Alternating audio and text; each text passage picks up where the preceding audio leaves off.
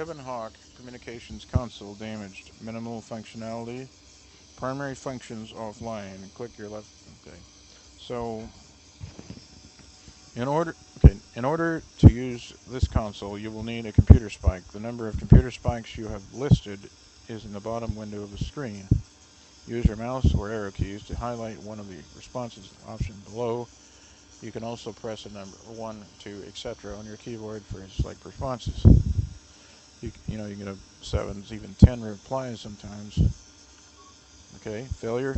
Not enough spikes to perform the operation. You will need to open the plasteel cylinder in the room. Plasteel cylinder in this room to get the computer spike. Log out. Then open the plasteel chamber. Get the computer spike. You can also hit enter here if your finger gets tired of the mouse and just kind of enter. Okay.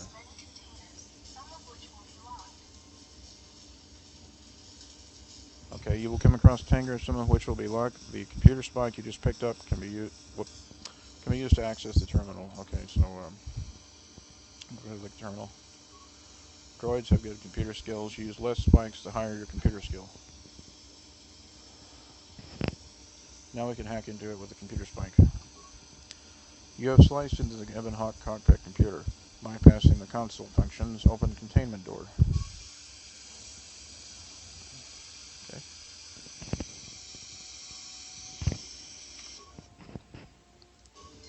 So the leaky gas hose and all that, we've overridden the control. So now there's a hull breach. That's why these bulkheads were shut in the first place.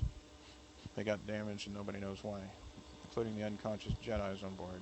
One of myself, the other one is Treya, who is like a mentor. Droids also have the ability to, you can set their artificial intelligence to launch grenades, but be careful with this one, because they can very stupidly blow up your main characters without even thinking about it. And it's generally most AI in these games, in fact most games in general, it's not a good idea to use this unless this character is in front of your group.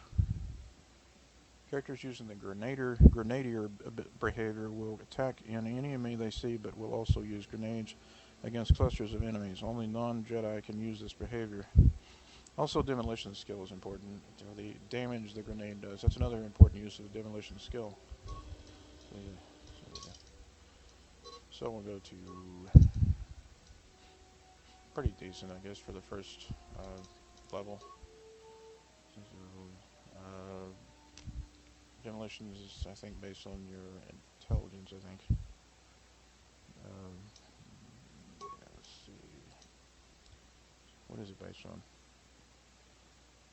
Demolitions can be used to set, recover, or disarm mines, such devices range in difficulty from minor difficulty class DC of 10 to SAT to devastating difficulty class of 30. That's later in the game to set, unless the game's rigged or something.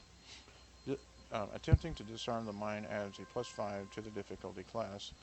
Attempting to recover the mine adds a +10 to the difficulty class. So if you have a high demolition skill, you can, even at low level, recover these low level mines on the ship here and on the Baragas mining facility. This skill cannot be used untrained, and neither can stealth. So we'll go through that. As we use these skills, we'll go through them. Now we don't bore anyone or whatever.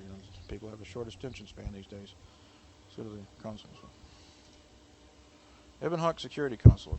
Security alert, condition critical, cascade failure, imminent.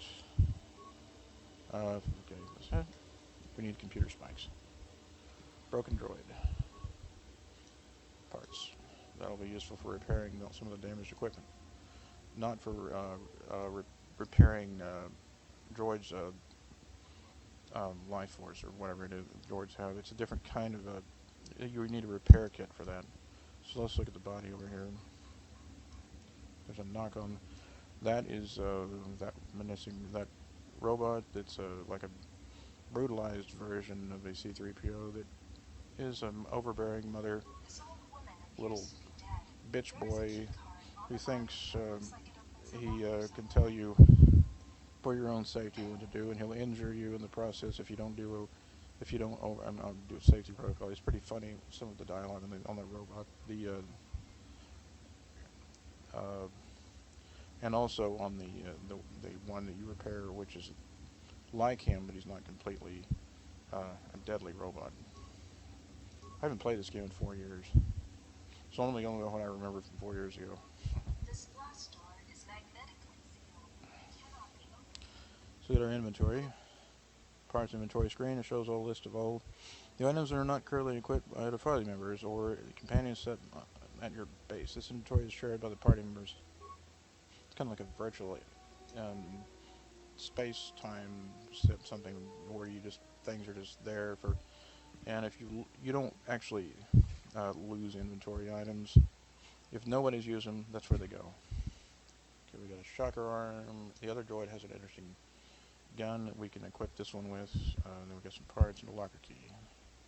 The card is used to open a locker in the storage room.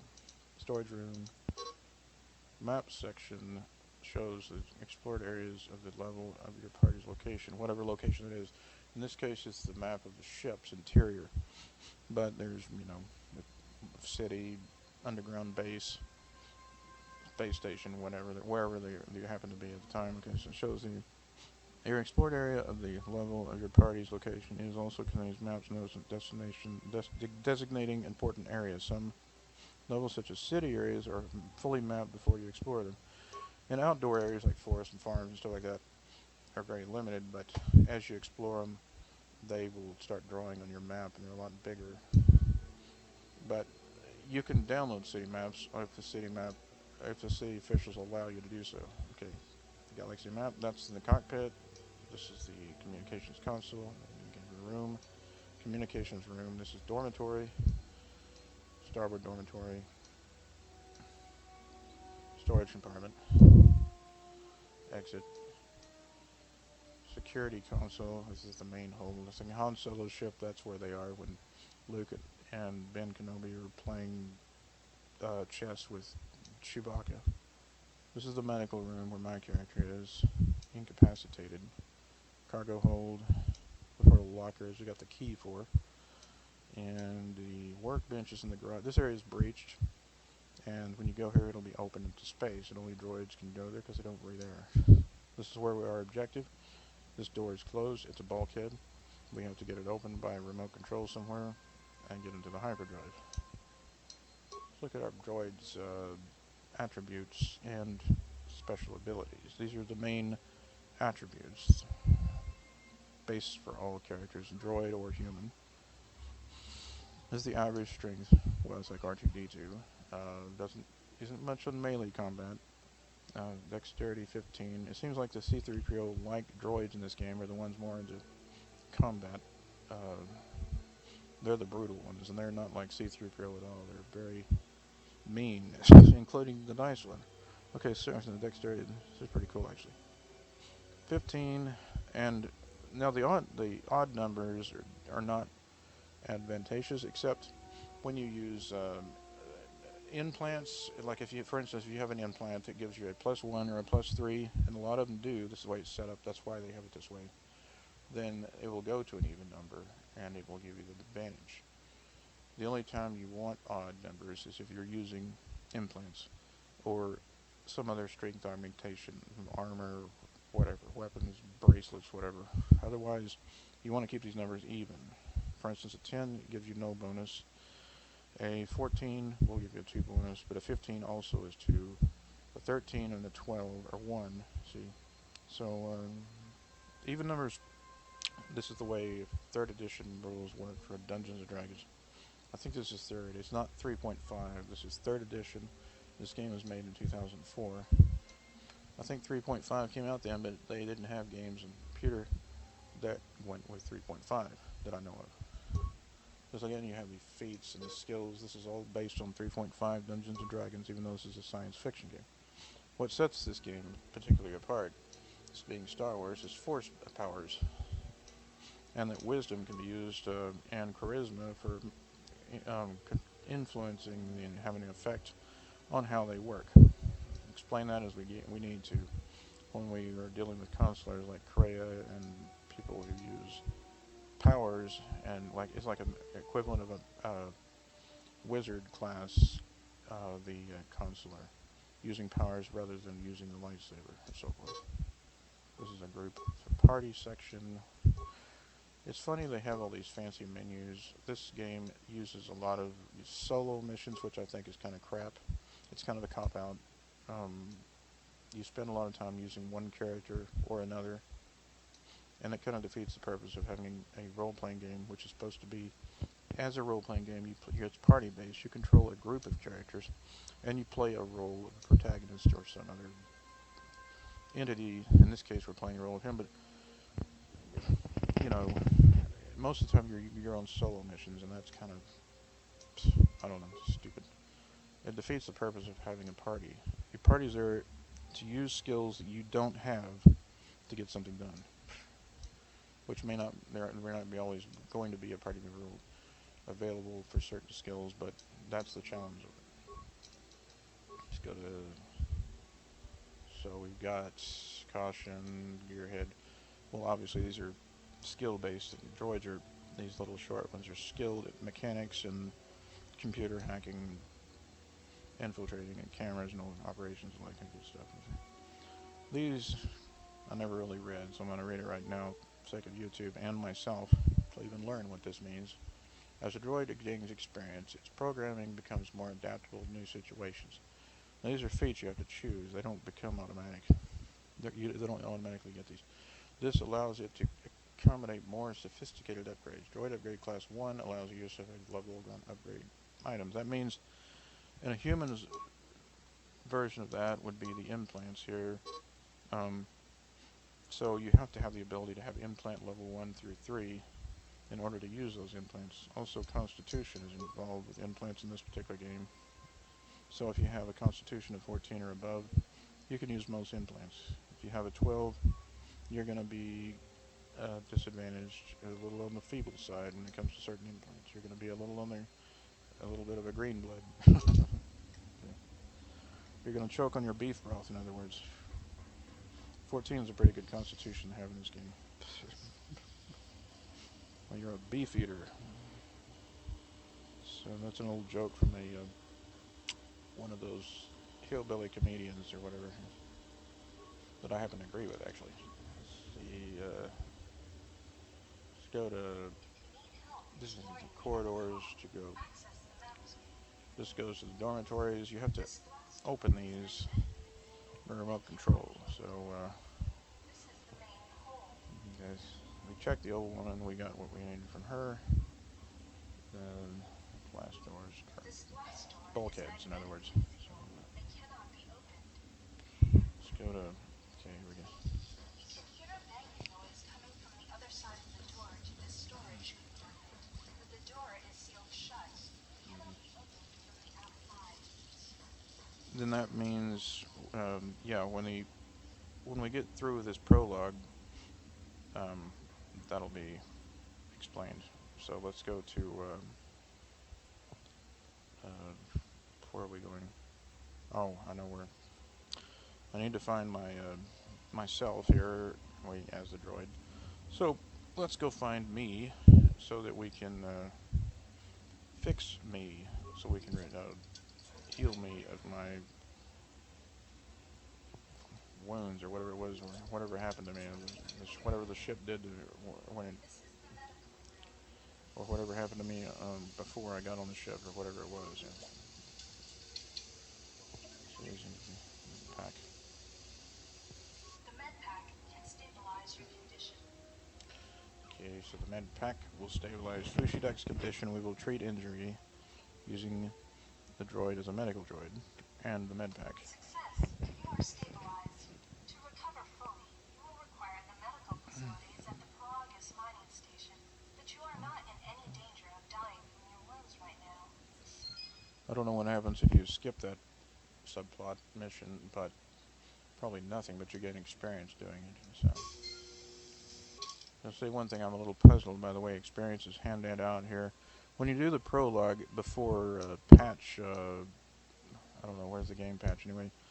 Before 2.1 you would gain the experience because you would gain the experience from doing the prologue. After patch 2.1, whether you do the prologue or not, actually you have less experience if you do it than if you do not do it. And I don't fully understand that unless you pool with the droid and he gains the experience for him only, and not the party experience. So I can figure out. I don't know. It may be that it's the droid's experience that's benefited, not the party's experience. So he gets the upgrades because he's doing all the work.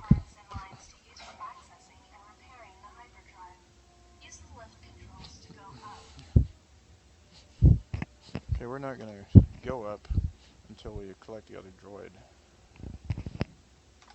I don't think we have the parts for it anyway, so let's go toward the engine room. Okay, that'll trigger a journal entry. We need to get an explosive of mine to blow this door up. There's no other way to get in there. It's the controls to it are damaged. So you found the door to the engine room, which contains the hyperdrive you need to fix. The door is sealed shut. You will have to use mines to open the door. Look outside the ship to find mines. I'll get the other droid and we can do it together. Okay, that's the inner drive thing. You won't be able to get in there without the other droid either. You have to have two droids to operate the airlocks.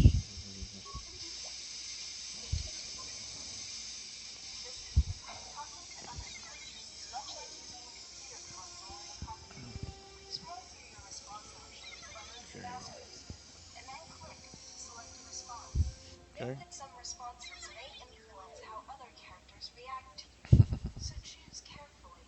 Furthermore, certain skills, powers, and attributes may modify what choices you have, or how successful. Yeah, it's a bad motivator unit, obviously. Okay, so 3C FD has a bad motivator unit. We could fix it.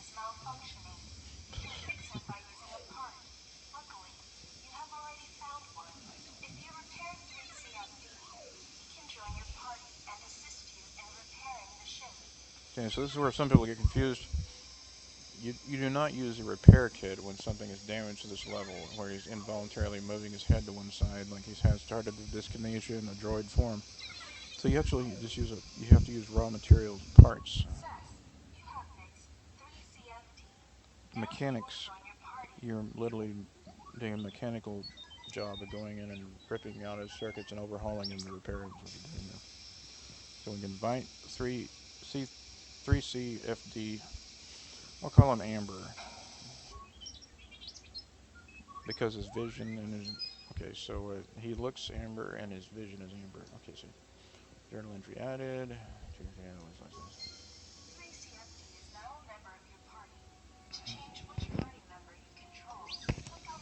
So now when you have other party members, you can also switch with the tab key between 3 people. So you have up to 3 people in your group, and you're a leader and 2 followers. So whoever the leader is, okay.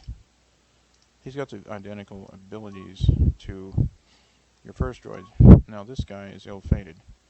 So whatever equipment he has will stay with him even when you quit the prologue and go to the main mission. So you want to take the field laser and give it, pull it back into the main party inventory,